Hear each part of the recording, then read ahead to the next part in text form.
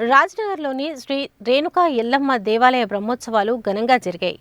బ్రహ్మోత్సవాల్లో భాగంగా శ్రీ రేణుకా ఎల్లమ్మ, శ్రీ జమదగ్ని మహర్షుల కళ్యాణ మహోత్సవం కన్నుల పండగగా జరిగింది.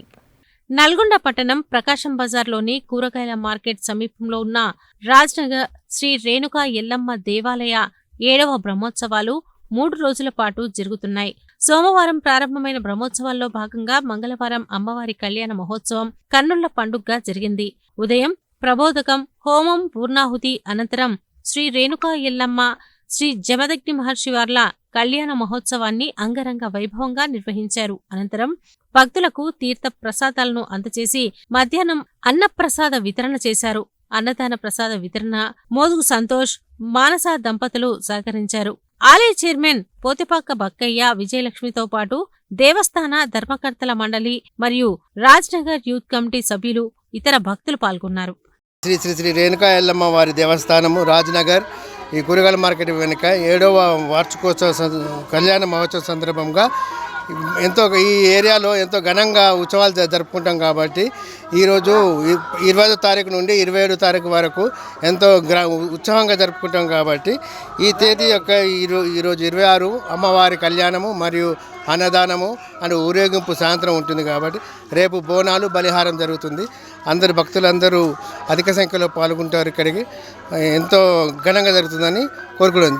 రేణుకా ఎల్లమ్మ గారి దేవస్థానం రాజ్నగర్ బొట్టుగూడ గోదాం దగ్గర గత 8 సంవత్సరాల నుంచి ఇక్కడ మేము వార్షికోత్సవం నిర్వహించడం జరుగుతుంది.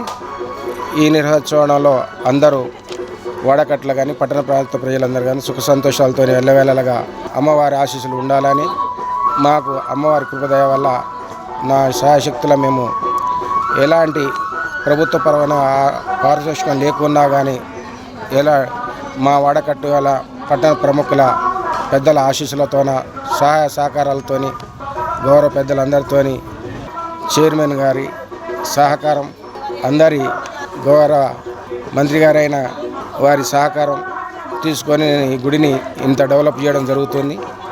ఇది ఇంకా నాకు సహాయ సహకారాలు అందిస్తే ఇలాంటి కార్యక్రమాలు ఎన్నో నిర్వహించేందుకు నాకు చేదోడు వాదోడుగా ఉండి మన దేవాలయానికి సహాయ సహకారాలు అందించవలసిందిగా ఈ పట్టణ పౌర ప్రముఖులను మరియు వార్డులో ఉన్న అందరినీ కోరుకుంటూ అమ్మవారి ఆశీస్సులు ఎల్లవేళలాగా అందరి మీద ఉండి చల్లగా చూడాలని కోరుకుంటూ ఎలాంటి వార్షికోత్సవం నిత్యం చేసే విధంగా నాకు సహకరించవలసిందిగా, అమ్మవారి బలం సేకరించవలసిందిగా మనం చేస్తున్నాం.